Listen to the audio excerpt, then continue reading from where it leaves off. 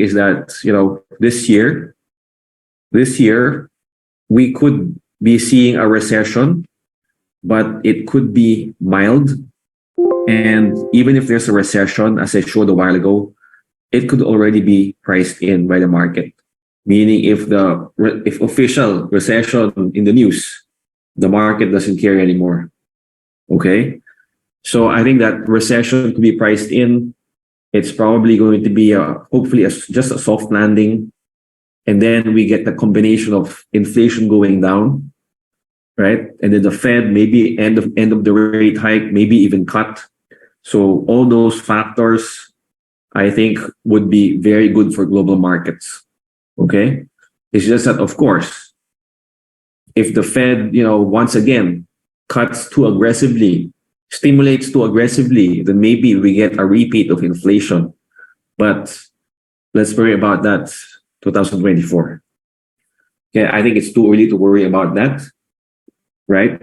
Just talking about like the next 6 to 12 months, I think it could be good for global markets, especially for emerging markets, which I'm going to explain next. Okay, so yeah, so I think as we've seen, like in the past few years, the world has been very different versus the past 10 years, right? And I think a lot of things are changing, right? So like one thing I'm seeing, right, is that commodities have been outperforming stocks and bonds, right? So this is like your commodities globally, right? Up 43% since 2021. These are your, stocks and bonds, tech stocks, So like this hasn't happened in a very long time, right? And I'm sure you guys know, right? We have war, right? We have geopolitics. We have shortages of everything, under investment, right? And I think those things won't go away anytime soon, right? So I still expect commodities to outperform in the medium term. Maybe not today, maybe not in the next few months, but in the next few years, yes. Okay. Another thing we're seeing in global markets is that the old economy has been outperforming tech stocks. Okay. Remember I mentioned a while ago, right, that 2008 to 2021, it was a giant bull market in technology stocks, right? US technology stocks went up 1,000%. Well, I think that has peaked already in 2021. And what we're seeing is what I called before, actually, the revenge of the old economy. We're old economy sectors like energy stocks, mining stocks, banks, banks are outperforming, right? And actually, that's why Indonesia outperformed last year, right? Remember, Indonesia has a lot of mining stocks, a lot of energy stocks, a lot of financials, right? Yeah, and I think this is going to continue, as I mentioned, in the medium term. Okay. Another thing I'm seeing, right, is that emerging markets have started to outperform. Okay. And yeah, I could be wrong, as I mentioned, short term, but I think I really think that in the medium term, that this is what we're seeing here is the end of the emerging market, bear market. Okay, because like in the past 10 years, actually the US dollar has been going up as well, right? And that has been a big factor why emerging markets have been just going nowhere. Okay, but to me, we could be seeing actually the peak of the US dollar. Okay, I'll discuss this more later. Okay, and then you have China reopening, and then you have there's really no recession in ASEAN, right? In Indonesia, Philippines. So like to me, like all these factors mean like has to be like a good for emerging markets. Okay, so yeah, let's go to emerging markets. Okay, so yeah, as I mentioned, like if you follow global markets long enough, right, when an era ends, another begins. Okay, sorry, I have a typo here. Okay, so this should be like when one era ends, another begins. And I think it may be time for emerging markets to end its lost decade. Okay, so I think emerging markets should be boosted by the China reopening, right? And also energy prices start to go down already. That's a big stimulus actually if you think about it. And I think ASEAN is going to outperform. Okay. So with this global macro backdrop, I think that the correction that we're seeing in Indonesia today, to me, is nothing but profit taking. I think fundamentals are very strong, not just domestically, but in the big macro picture. And like to me, it's really a chance to be buying.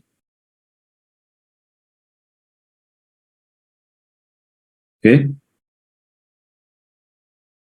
Okay. So yeah, this is what I've been mentioning, right? So what this strategist is saying that okay, every decade there's a new leader in the market, right? In 2010s, it was U.S. stocks, mega cap, technology stocks, Google, Amazon, right? So what is she says that the leader of this decade can clearly be emerging markets. Okay. So there's a growing disconnect, meaning the US, yes, it's still growing, but it's already becoming a smaller part of the global economy. But yet the stock market is a giant, right? US stock market is like 40+%, maybe 50% of the global markets, right? Meanwhile, a lot of foreigners are underinvested in emerging markets. Emerging markets are very cheap. Currencies are very cheap. So that makes, a lot of room to outperform.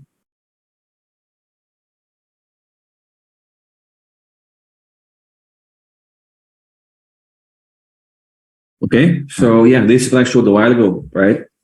Long bull market for US. And I really think that it's already topped for the cycle.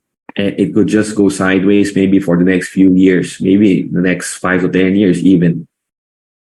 Okay. While if you look at emerging markets, if you look at Indonesia in US dollar terms, look at that, a long, bear market, right? Bear market just going nowhere, stuck inside a, big box for the past 10, 15 years. Okay. And if you look at this chart, okay, so this is the US dollar is the white. So if you look at US dollar, it's the highest it's been since the 2000, since 2020 year high, 20-year high. And if you look back, what happened in 2000, it was a dot-com tech bubble, right? It was the peak of the tech stocks during that time. Okay. And like I mentioned a while ago, I think that 2021 is once again the peak of a very long tech bull market. So to me, this is just, deja vu, deja vu, like history repeating itself, right? So like if you look at what happened when the US dollar peaked, went down a lot in the next few years here, 2001, 2, 3, 4, 5, 6, 7, it was actually a giant bull market for emerging markets. Okay, so the US dollar is very important, as you guys know. So I do think we're at a similar setup, right? US dollar, long bull market, US stocks, long bull market also, and the opposite for emerging markets, where the currencies of emerging markets very cheap, stock market very cheap, and the economy is like doing well. Okay.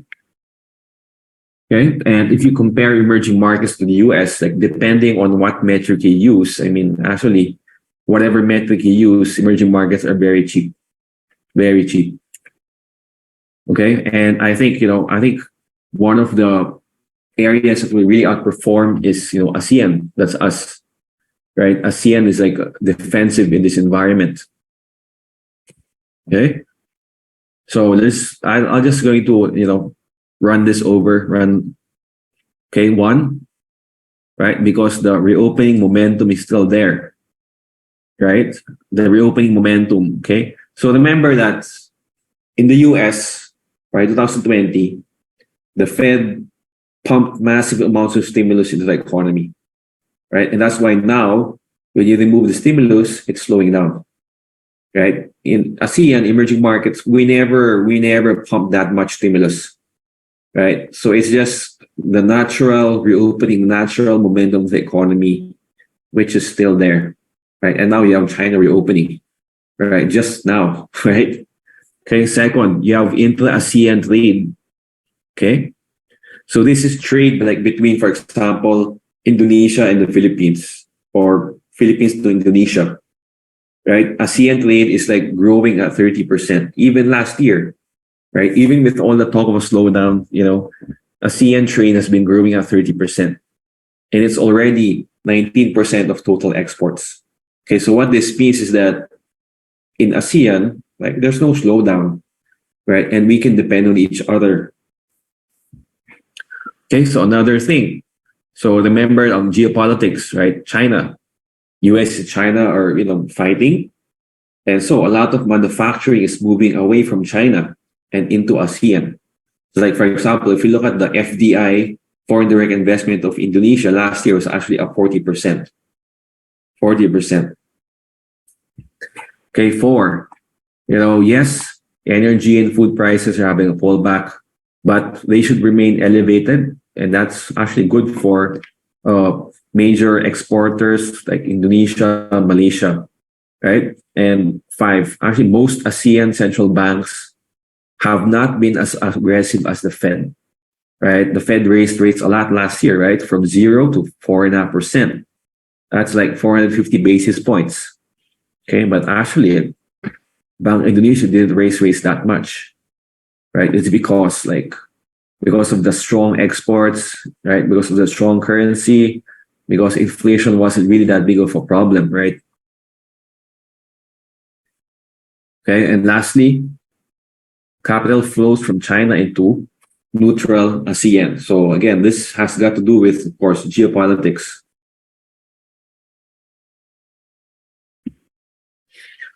Okay, wild card is of course the China reopening. I think especially for Indonesia, right? One of the biggest, actually the biggest trading partner of Indonesia is actually China, right? Especially for commodities.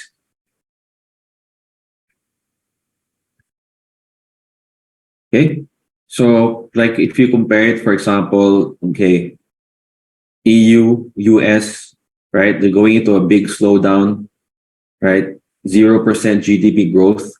But like if you look at ASEAN, right? Look at that. I mean, what slowdown, right? It's only like a very slight slowdown, right? And China's even improving in its growth, right? So that's why I think that ASEAN emerging markets can really outperform this year.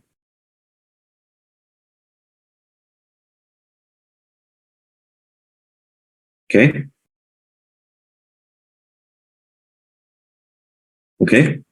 And yeah, if you look at inflation, I think it's also going down, right? So like if, for example, the Fed stops raising rates already, the forecast is they will finish by May of this year, then maybe Bank Indonesia can also cut rates already, right? And of course, that's good. Okay, so here, right? Indonesia signals the end of hikes as the Fed peak rate comes to view. Okay. Okay, and okay, what if we're wrong on the soft landing in the US? What if it's like a lot deeper than what's expected? Okay, then of course that's a negative. But I mean, if you look at this, what's the correlation between ASEAN and US GDP? Right? Look at that. For Singapore, actually Singapore is sensitive to the US economy. Like if the US slows down, for example, like 1%, Singapore will slow down by somewhere around 0.38%. So like 38% correlation. Okay, but if you look at Indonesia, look at that. 1% correlation. 1% correlation. Right? So like it's not really that sensitive to whatever happens in the US and like, right? Like, because, as we all know, like Indonesia is mostly domestic driven, right? Household, investments, that's like 80% of the GDP.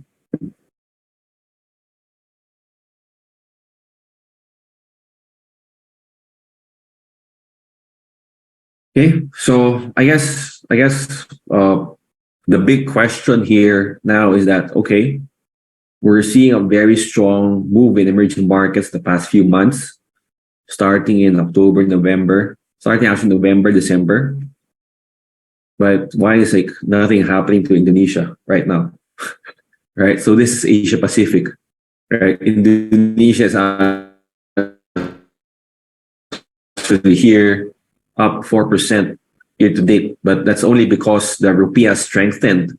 Right. So actually, I think the market is just only down like up like maybe 1% or something. Right.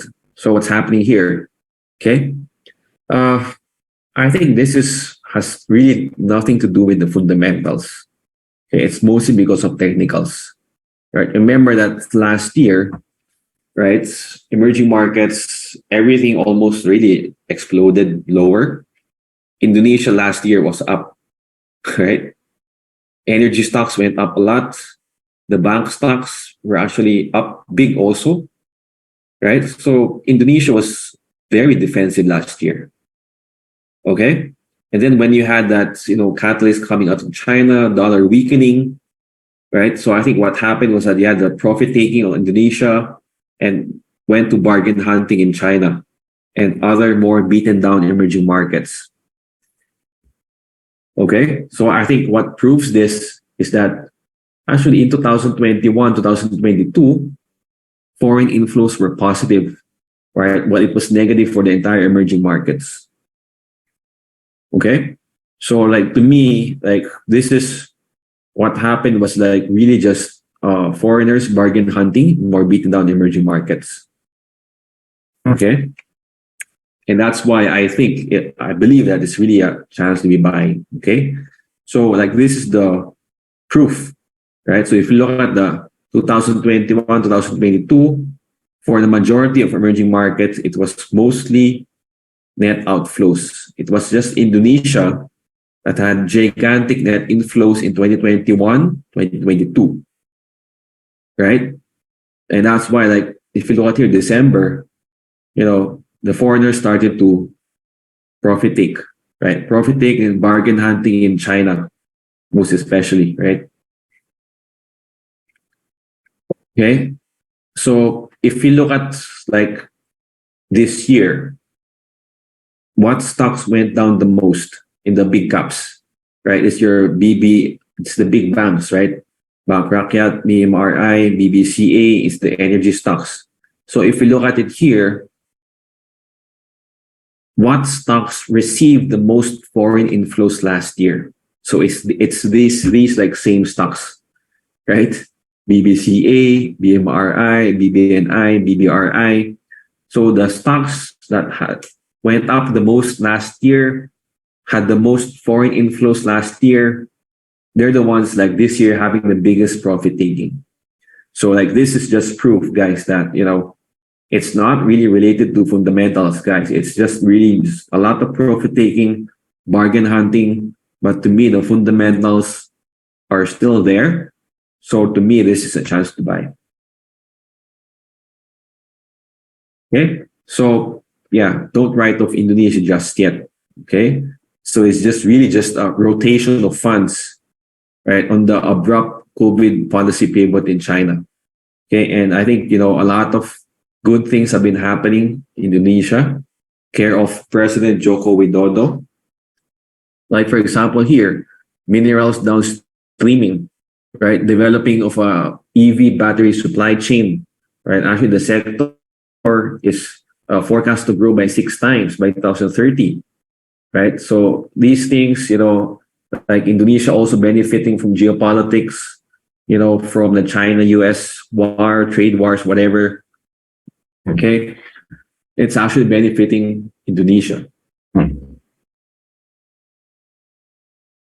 Okay. And I think another thing, elections actually usually are very good for Indonesia, especially for consumption.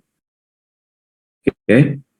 So like if you look at the growth, year on year growth, 1 year before election year on year growth during election year, actually it's very good. Look at that. Right. Historically, election years have provided a boost to domestic consumption. Okay. And like actually, even without elections, like if you look at high frequency data, actually consumption is very strong, right? Even this January, minimum wages have also been increased by 10%. Okay. So I think that this is going to be very good for consumer companies. Okay. And also remember that last year, because of the war, right? Because of the temporary spike in wheat prices and CPO prices, right? These consumer companies had to increase their selling price. Okay. But guys, in the past few months, wheat CPO already have a big pullback. Okay. So if you look at the wheat prices,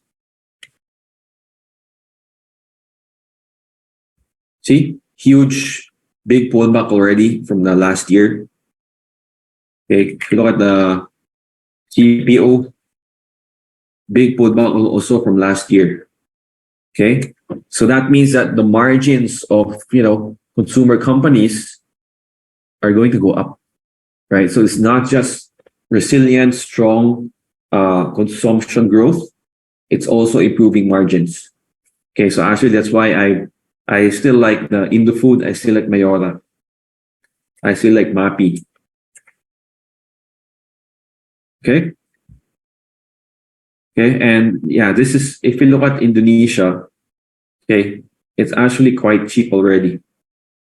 Okay. So this is Indonesia, right? This is emerging markets, right? So as you can see, before the rally, emerging markets were actually very, very cheap, especially China.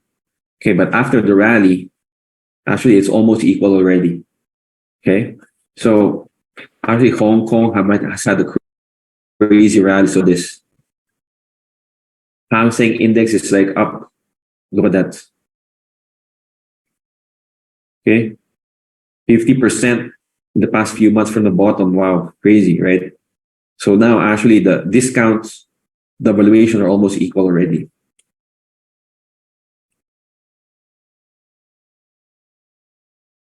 Okay. Okay. Earnings wise, actually the earnings is Indonesia, the white. Actually, the earnings of Indonesia is actually very strong. Look at that. I think the momentum is intact. Okay, I think the momentum is intact. It's just that, of course, if you look at the emerging markets as a whole, like especially China, the earnings of China is actually still below the pre-pandemic levels. Okay, so actually, if China really reopens and recovers, the earnings momentum can be greater than Indonesia. Okay, it's because they're still just reopening now, right? Well, Indonesia has been reopening since 2021. Okay, so it's not saying that there's something bad happening in Indonesia. It's just that, there's something shinier outside, at least as for this moment. But fundamentals wise, still really great actually.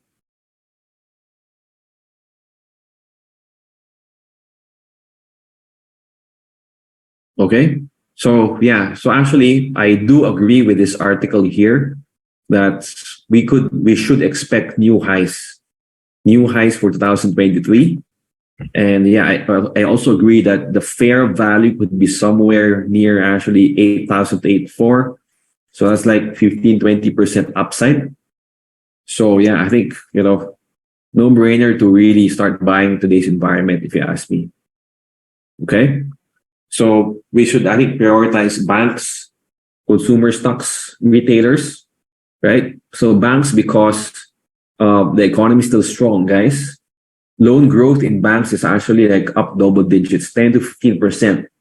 Net interest margins are going up. Why? Because of the rate hikes last year, right? So margins are going up. Growth is very strong. So consumer explained it already, right? So one, inflation could be going down, right? More purchasing power. you have elections coming, okay, and you have margins going up, right, because of the increase in selling price last year and the decline in commodity prices. Okay, and that's why, like, I think these two big sectors, banks, consumer, retailer, I think we should concentrate our portfolio there. Okay, and actually, that's what I've been doing here.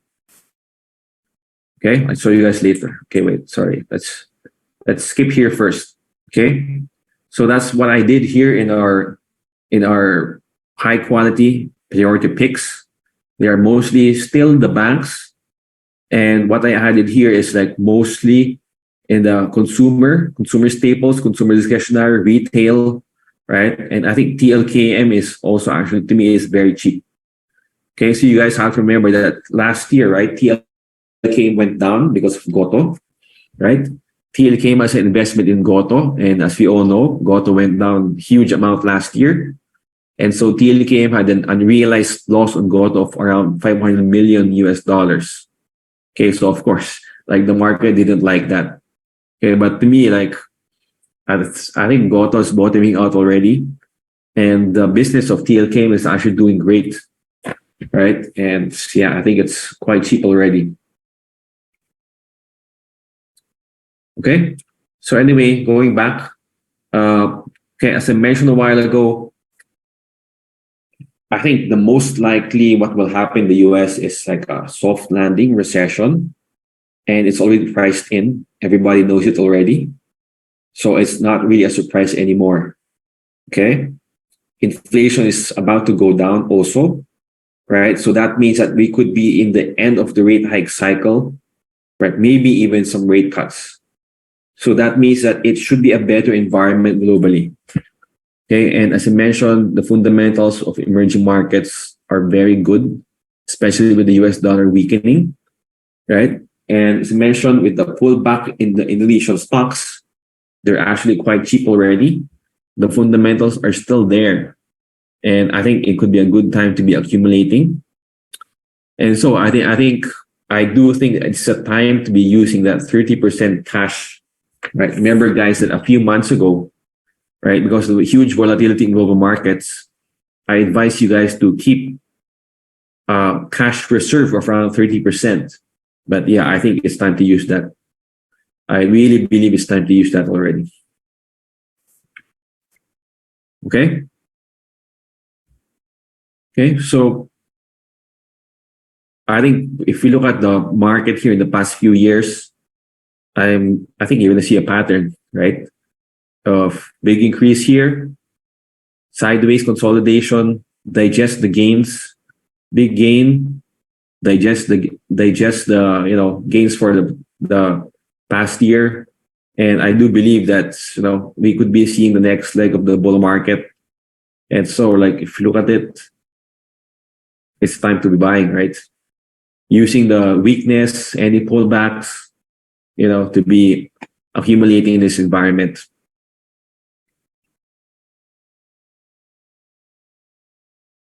Okay. Okay. And I guess just a summary of our picks last year. I do think we're in the right track. So if you look at this, 7 out of 8 of our priority picks last year outperformed the market. Okay, so I think we're on the right track. Let's look at that. So, okay. So this is the gain of the market in the past year, like 3.76%. So the stars here are our top picks, priority picks last year, which most of them actually outperformed the market except for, TLKM.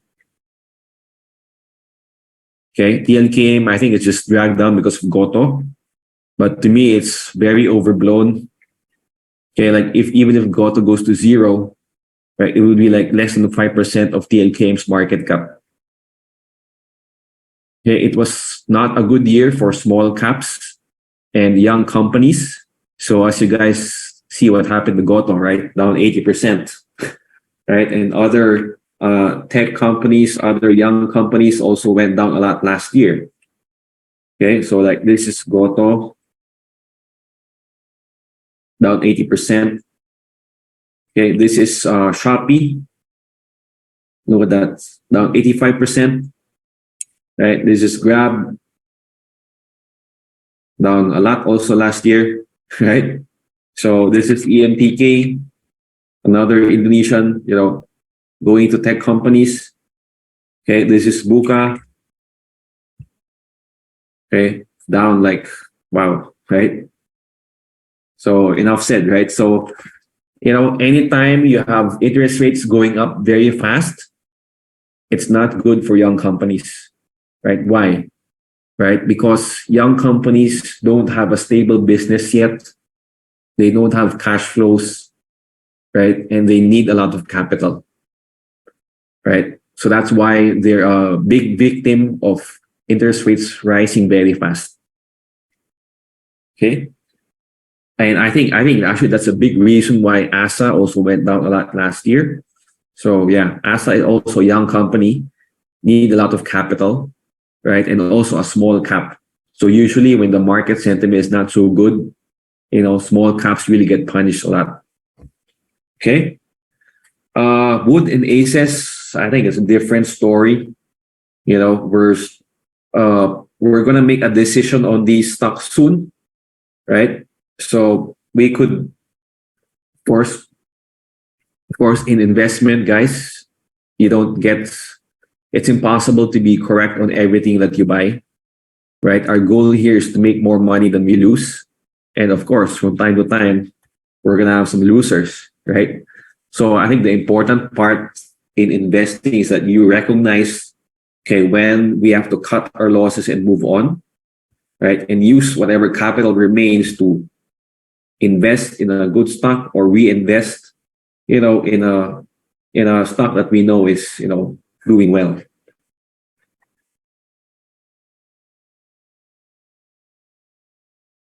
Okay. So yeah, that's it. I think it's time to be deploying. Focus on these eight stocks they put here. And if you have any extra money, you can deploy it in these other stocks in their list. Okay. Something new that I did here is that, okay, these three stocks are what we call young companies or small caps. Okay. So if you have a lower tolerance for risk, guys, actually just skip these stocks. Don't buy these stocks. Okay. But if you have a higher appetite for risk, then you can allocate a small portion of the portfolio here. Okay. Okay. So maybe we can move on to the Q&A.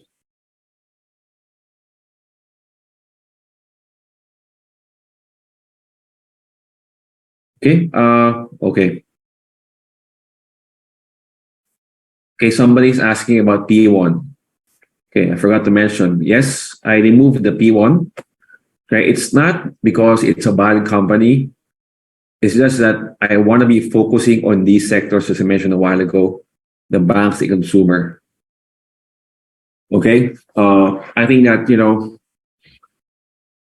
yeah, we just want to be focusing on these banks and consumer stocks.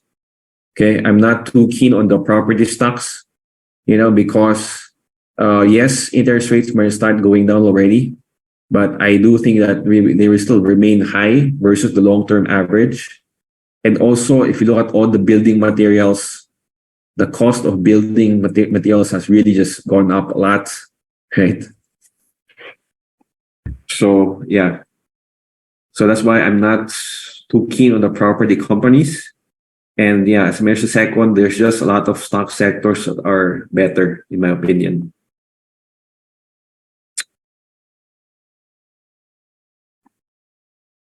Okay, energy, coal stocks. Okay, so in the energy stocks, you guys have to remember that last year there was this gigantic, panic buying in Europe of gas. Right, look at that. Right, last year, right, because of the war,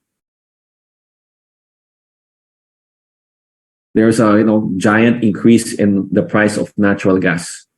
Okay, so what happened here is that Europe went into panic buying before winter came, before the flow of gas from Russia was completely cut off. Okay, so this was the panic buying last year. Okay, so now the storage of Europe is already full. Okay, they have a lot of storage of gas. It's now full, right? And then the winter in Russia, in Europe, is actually not that cold. Not that cold. So that means that the storage, is not depleting as fast as expected. Okay. And what it looks like is that at least for this year, there will be no energy crisis in Europe. Okay. And that's why you're also seeing a big pullback already in coal prices. Look at that. Down already significantly from the peak. And that's why you're seeing a big correction already in the coal stocks, right? After increasing so much in the past few years. So look at that. 400% increase in the past 2 years, right? And today, of course, having a correction already. I think this correction could take some time. Okay, but I don't think the bull market is over. It just could be a very long correction. Okay, remember that next year, what will happen to Europe in winter? Okay, because the flow of gas from Russia has completely stopped already. So next winter, if the storage is low already, how will they fill it up? Right. So that's why I think that natural gas, coal prices will start going up again, maybe towards the end of this year, and could be a time to be buying those coal stocks.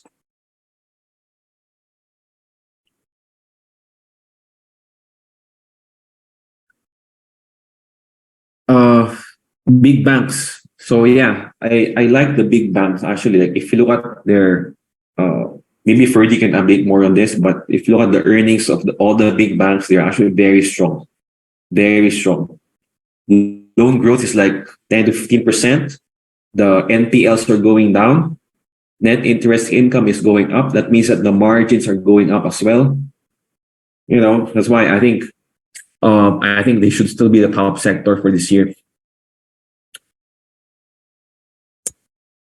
Property stocks. Yeah, as I mentioned a while ago, yes, interest rates may start going down already this year, but I do think they will still remain high versus history. Okay, and if you look at building cost of building materials, I think they're still very expensive, very high. So, and more than that, I think there's a lot of better sectors and stocks to focus on, like banks and consumer. So yeah, let's just focus there.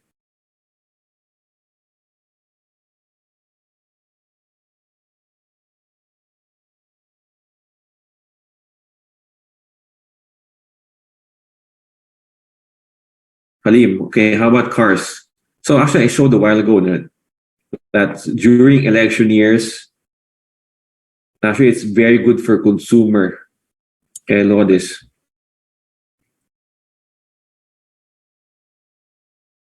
Like during elections, actually the sales of cars are very strong. 4-wheel sales, 2 wheels, right? And during election years, right, usually quite strong.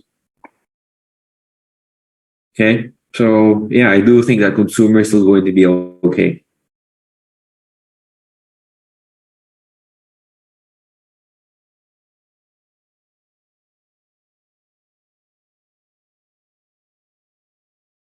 Good. If the U.S. economy is going into a recession already, if the U.S. dollar is going down, that's usually good for gold. Okay, so yeah, I think gold should be an early part of a uptrend already. Actually,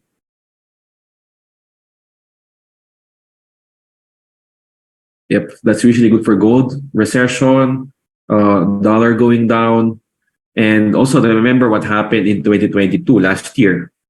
What happened when the war erupted? Okay, Russia's US dollar assets was frozen by the US, right? So like if you fight the US, they'll get your money. Okay. So that's why I think that countries are now diversifying away from the US dollar assets, US bonds, and actually they're buying gold.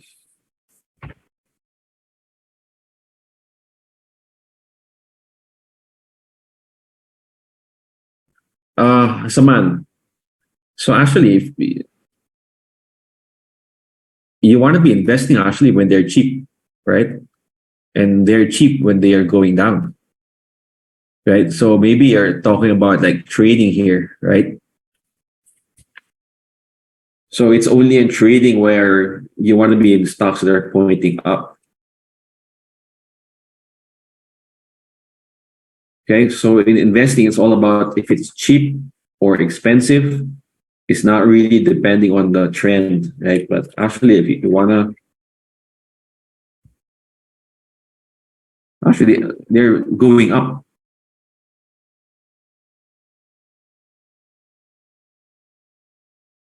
right?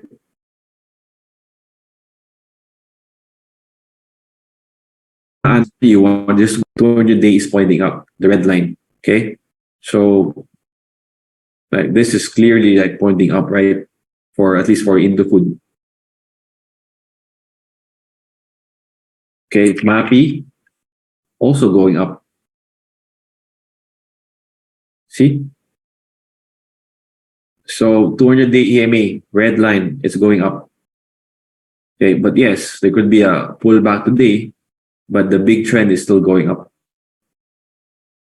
And yeah, I do think that both stocks are still cheap actually.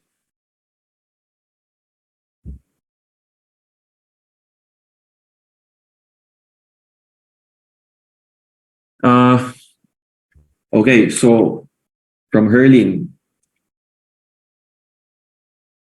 actually, like if you look at I mentioned a while ago, right, the US dollar could be peaking already,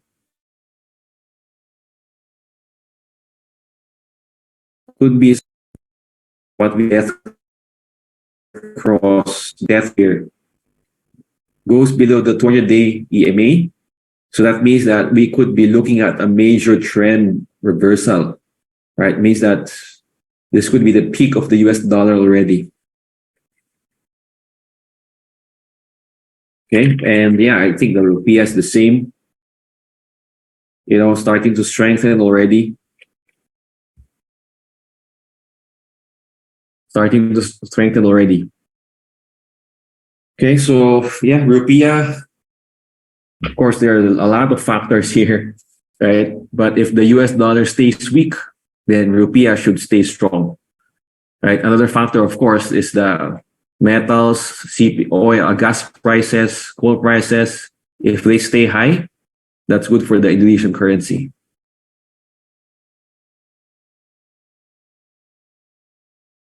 From Felice, is it the right time to deploy? Yes. Okay. Just to summarize, I think the pullback in the Indonesian market has nothing to do really with the fundamentals, right? It's really just, because of what happened in China, right, last year when they announced the reopening, a lot of money went to China to, to bargain hunt, right? Because China really last year was already crazy cheap. Okay. So actually, if you look at like Hong Kong, which is close to China, which is basically the Chinese market, like at one point last year, Hong Kong at 14,000 was the same price it was in 1990.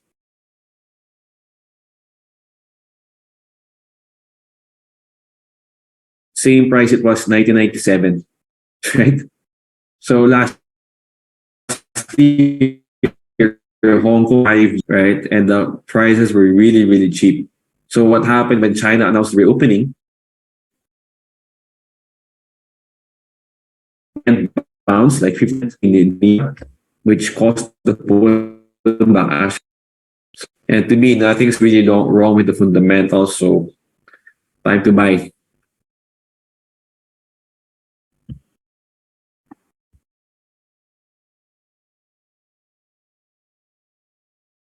what's my opinion on trading US stocks? Actually, my mate, Hong Kong is my favorite right now. Okay, and if you're trading US stocks, uh, I just think you have to be in the right sectors, right? Like what's strong right now is still actually in the energy space, like nuclear, right? Nuclear oil stocks are actually still strong in the US. So you just have to be in the right sector. But I think all those technology stocks like Google, Amazon, Apple, yeah, you can accumulate them for like long-term investment, but I think they're gonna take a long time to bottom out. Like maybe the stock price could go sideways for the next few years, in my opinion.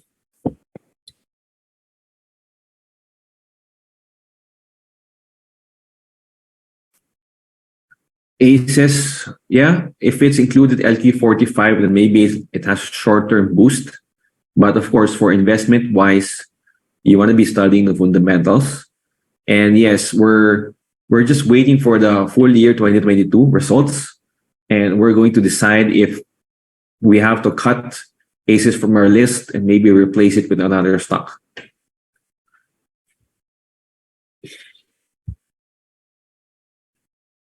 Okay, from Elfis, which one is the best investment or trading for 2 or 3 months? Wow, okay.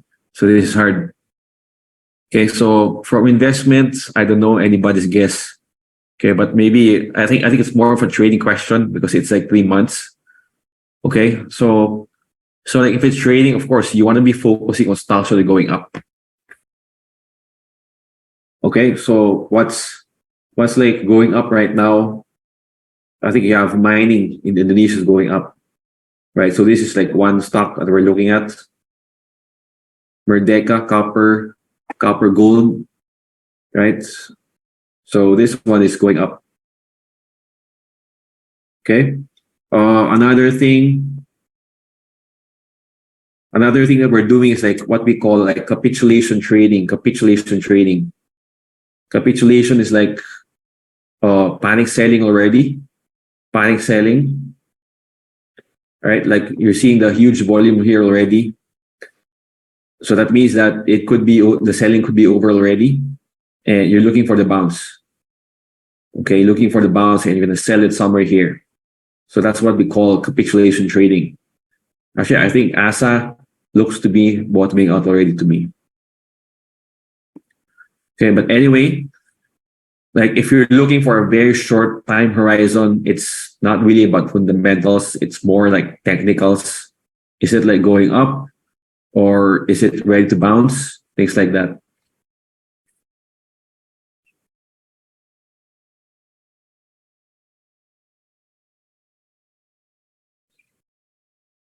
From Chris, from your opinion, if the US achieves a soft landing, okay, so yeah, as I mentioned a while ago, I think that everybody expects a soft landing or recession already. Okay, so actually, what could happen, like if it really happens, there's no reaction anymore from the market. Okay, I think the only time there's going to be a reaction is that what if it's a very deep slowdown? Okay, or what if there's no slowdown at all? Right, because that means that inflation might go up again, right? And maybe the Fed is not done raising rates, which is of course not good, right?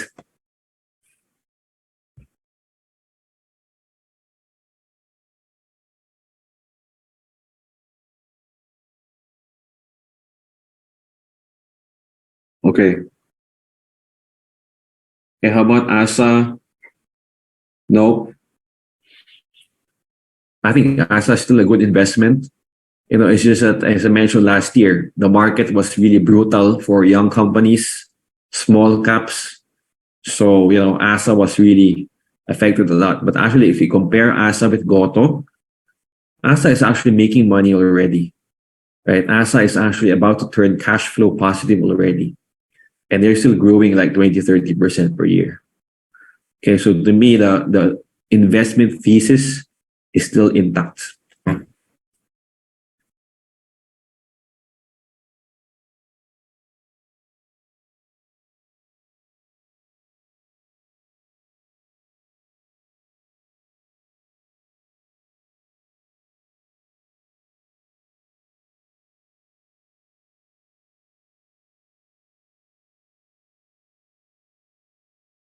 Okay, any more questions here?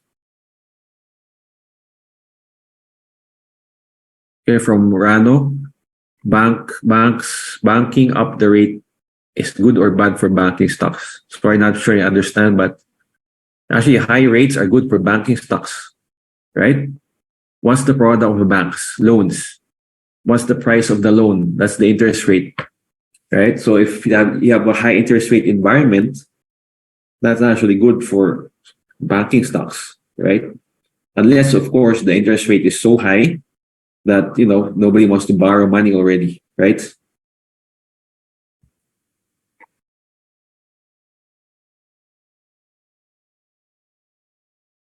Okay, Melanie,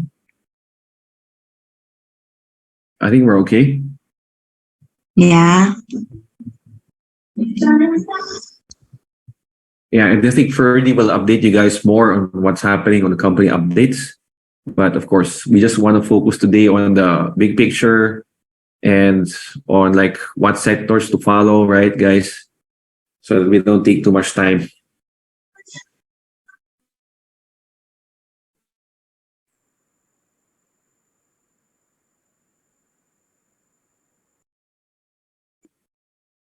Keep 30%, 30%-nya ini sudah mulai bisa digunakan ya. Tapi dengan dicicil ya, jangan langsung dihabiskan. Kemudian sektor yang masih sangat perform adalah perbankan dan juga consumer good.